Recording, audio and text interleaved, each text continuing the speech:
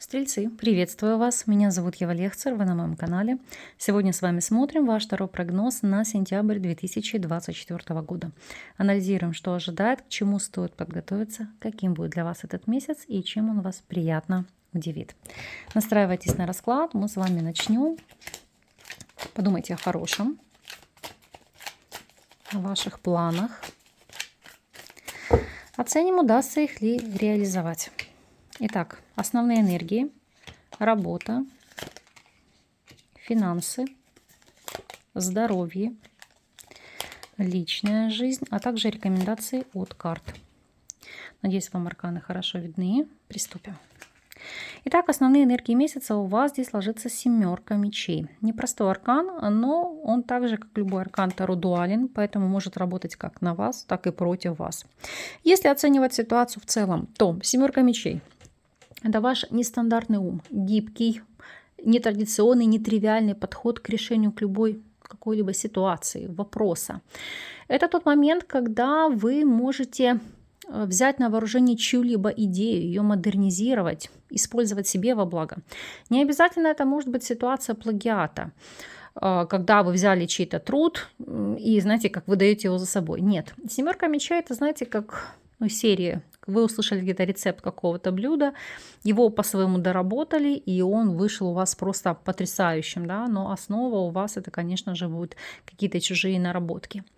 Но вместе с тем семерка мечей — это действительно не совсем позитивный аркан, который может у нас указывать на вопросы грабежей, мошенничества в отношении вас или вопросов предательства. Поэтому давайте с вами раскроем карту и оценим, о чем здесь идет речь. Я дотягиваю аркан, здесь ложится карта Луна, и здесь еще на дне колоды у нас было колесо фортуны.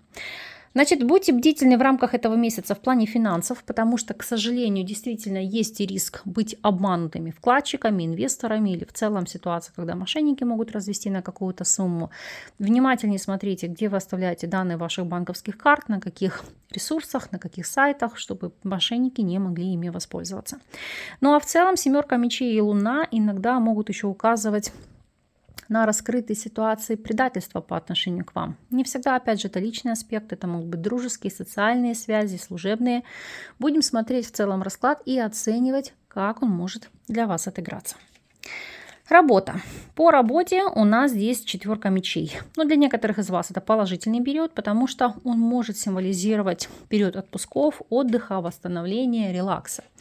В некоторых случаях это может быть работа спустя рукава, когда в особенности кто-то из вас вернулся из длительного отдыха или путешествия, и поэтому сложно войти в колею, как заново в русло, ну и как следствие адаптироваться к условиям труда. Но раскроем эту карту, этот аркан для каждого из вас. Для тех, кто у нас сейчас не работает и работать не может. Четверка мечей, четверка чаш. Это есть такой некий привкус горечи, а именно, когда вы не можете для себя найти какую-то подработку. Все, что здесь может быть, вот семерка мечей и карта Луна, это какой-то разовый нелегальный источник дохода. Не обязательно это как бы обман или ложь с вашей стороны. Это тот момент, когда, не знаю, что кому-то там реферат написали, курсовую или там выполнили какой-то объем задач и за это получили разовую оплату труда. Но здесь этого нет на постоянной основе, поэтому четверка чаш может указывать на излияние ваших негативных эмоций, переживаний по этому поводу. И, знаете, как не могу сказать, что это бездействие. Это просто тот момент, когда опускаются руки, и вы не понимаете, что делать дальше, или в каком направлении двигаться. Для тех же, кто у нас на данном этапе является соискателем. Здесь ложится десятка монет. Аркан может отыграться в нескольких ипостасях. Первое. Это ситуация, когда вы на кого-то работаете в частном порядке, и в данном случае вы будете получать заработную плату в конверте, в частном порядке или просто, повторюсь, какая-то закрытая организация. Еще это может быть момент, когда вы решаете начать работать на себя, опять же, не декларируя свои доходы. Но основной посыл четверка мечей и десятка монет — это ситуация, когда вы можете распоряжаться имуществом, которое досталось вам по наследству, и как следствие из этого получать какой-то доход или дивиденды. Например, вы сдаете в аренду квартиру, дом, гараж, неважно что, может быть даже велосипед в аренду, но я образно говорю. То есть это по сути то, что вам досталось от ваших близких, и вы теперь можете зарабатывать на этом имуществе. Для тех же, кто у нас является наемным сотрудником, здесь ложится аркан Верховная Жрица. А вот здесь быть крайне внимательными, потому что 7 мечей и Луна, это могу сказать так, вокруг вас уже вьются какие-то интриги, ситуация, когда могут, так сказать, под вас копать. Поэтому 4 мечей это не то чтобы ваше бездействие, это присматриваться к обстановке и ситуации, держать нос по ветру и, скажем так, предвидя таковое развитие событий, предпринимать определенные меры. Если вы у нас владеете собственным делом, то здесь по 8 жезлов. Карта, которая говорит о том, что внимательно перепроверяйте всю информацию, которая вам приходит, потому что она может быть ложной, недостоверной. Опять же, если ваша деятельность так либо иначе связана с получением грузов, посылок, перепроверяйте то, что приходит, потому что может быть обман или подлог, например, не то переслали, не то передали, или то есть осознанно вас обманули, ну не знаю, то есть перепроверяйте поставщиков или новых там, не знаю, клиентов, заказчиков, партнеров, потому что есть такой момент прецедента, когда люди могут на вас заработать. Финансовая сторона вопроса. Здесь ложится королева монет. По королеве монет это ситуация стабильности. Для кого-то финансовая помощь, поддержка и подспорье со стороны женщины земной стихии, телец, дева или козерог. В особенности, если это ваши родственники, потому что могут оказывать вам финансовую протекцию. Для всех остальных королева монет это с финансами все стабильно. Но помимо всего прочего, повторюсь, вам нужно их уберечь и удержать от этих вот рисков. Вопросы состояния здоровья. И здесь у нас ложится туз жезлов. На самом деле прекрасный аркан. Почему? Потому что он нас показывает на подъем энергии, духа, появление сил, мотивации. В особенности, если у вас была перезарядка. Иными словами, вы отдыхали, вернулись и теперь с полной сил начинаете работать. Но вместе с тем, что такое туз жезлов? Иногда это может быть риск повышение давления, в особенности, если вы гипертоник, поэтому за этим должны следить.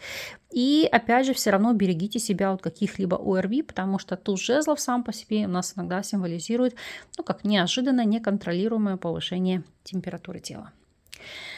Смотрим с вами вопросы личной жизни. Здесь на повестке дня ложится рыцарь монет. По рыцарю монет, это, знаете, ситуация как и была, так и есть. Как осталось, без перемен. Анализируем, что у нас по ситуации для тех, кто свободен. 9 мечей – это ваши собственные переживания, страхи. Это связано с какими-либо обязательствами. Давайте покажу вам поближе. Здесь, как вы видите, у нас лежит уже такой вот пожилой король, и рядом с ним его, скажем так, наследник. Есть переживания и страхи, связанные, может быть, с вашими зрелыми родственниками, родителями. И, как следствие, вам здесь будет не до построения личной жизни, не до, скажем так, каких-то вольных инсинуаций. То есть тут вы связаны или скованы обязательствами. И, конечно же, вам это не дает больше времени, свободы для того, чтобы с кем-то эти отношения выстраивать. Если же вы у нас состоите в любовных треугольниках, то здесь рыцарь монет и, как мы видим, 8 чаш, это ситуация, когда отношения постепенно сходят на нет. То есть уходит увлеченность, страсть, эмоции, амбиции, может быть даже желание после затяжного периода, когда отношения не развиваются, то есть ни вправо, ни влево, то есть партнер или партнерша не дают вам обратной связи, к чему по сути вы идете. Это ваше, может быть, желание выйти из этого союза. Если вы у нас находитесь в стабильных союзах, в стабильных отношениях. Здесь аркан башня. Рыцарь монеты башня. Не всегда это разрушение и разрыв, как многие могут это видеть. Я сейчас специально для вас даже башню уточню, чтобы потом не было каких-то предпосылок в комментариях. Здесь ложится аркан сила. Это может быть желание как изменить текущее положение вещей, а именно скуку, рутину, серые будни. Башня и сила – это как внести какие-то коррективы в ваш союз. Для кого-то смена места жительства, может быть даже временного характера, если вы едете на отдых. Далее, башня и сила – это наоборот попытки через конфликт, через кризис решить те проблемы, которые были в вашем партнерстве, и как следствие обрести поддержку друг друга. Единственный момент, что если в отношениях у вас очень длительный период все было плохо, сейчас объясню, потому что, дотягивая здесь аркан, ложится карта императора. В связке, в совокупности вот с этой линией карт с этой триадой. Если мужчина на вас здесь поднимал руку, то ситуация может усугубиться. И карты в этом случае вам советуют, ну, по карте сила. Это, ну, как применять ответную реакцию. Не говорю, что вы должны его бить, а обратиться в силовые структуры, где, скажем так, поумерят амбиции вашего партнера. Поэтому, да, иногда может быть и такое. Совет от карт. Здесь ложится девятка жезлов. Девятка жезлов – это карта защиты. Во-первых, это как посыл, указание. Не давайте никого себя в обиду, то есть отстаивайте свои интересы, свои личные границы, свое «я». А помимо всего прочего, девятка жезлов – это не просто карта защищенности. Это, знаете, как отдых перед каким-то вот затяжным, как сказать, прыжком, действием, рывком. Потому что после девятки у нас идет десятка жезлов, как сложные какие-то процессы. То есть сейчас пришло самое время восстановиться, набраться сил и двигаться вперед. Ну и как следствие, девятка жезлов – это еще такой посыл. И если вы сами, ну, не можете по ряду причин обеспечить себе защиту, безопасность, зону комфорта, не бойтесь обращаться за помощью и содействием к вашим близким людям, чтобы, может быть, решить какие-то глобальные вопросы на повестке дня. Ну и, конечно же, это карта укрепления иммунитета. Это ситуация, когда вы прикладываете усилия для стабилизации всех сфер вашей жизни. Смотрим с вами неожиданность от карт. Что у нас здесь?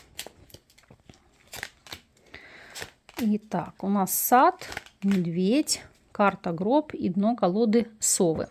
У некоторых по этим арканам действительно может идти смена окружения, потому что, смотрите, сад, медведь, гроб, то есть люди или окружение, ваш социум, который вам давали поддержку, для вас может смениться.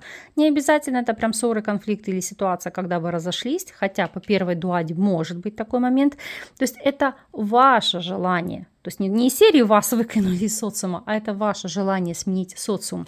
Потому что у вас здесь дно колоды сова, это проявление мудрости, это ситуация, когда вы видите, ну, текущее положение вещей объективно и уходите от тех наболевших ситуаций и проблем, которые, ну, оставляют желать лучшего. Опять же, сад, медведь и гроб. Это найти в себе силы ситуации, закрыть какие-то для вас наболевшие вопросы. Вот если вы это откладывали в долгий ящик, теперь оп, пришло время его закрыть. Поэтому не всегда карта гроб является негативной. Научитесь видеть и, так сказать, с вашей точки зрения негативных арканах позитивные стороны. Смотрим в целом. Месяц у нас является проходящим, потому что, как вы увидели, на основные моменты у нас выпали карты младшего порядка. Здесь нет старших арканов на этих позициях, соответственно, и месяц не будет нести прям мега глобальные перемены. Возможно, они у вас будут в октябре, но точно не в сентябре. Я с вами все закрываю в положительном ключе, чтобы отыгрались только для вас радостные моменты. Вы, пожалуйста, по прошествии периода дайте знать, напишите, как по факту для вас отозвалась, отыгралась информация, в каком ключе. Буду вам признательна за коммуникацию, за обратную связь и энергообмен. Если для вас актуальны индивидуальные консультации или обучение на картах Таро, то ссылки на мои контакты всегда сможете найти под любым из моих видео или в шапке YouTube канала. Благодарю за то, что остаетесь со мной. Услышимся в следующих видео.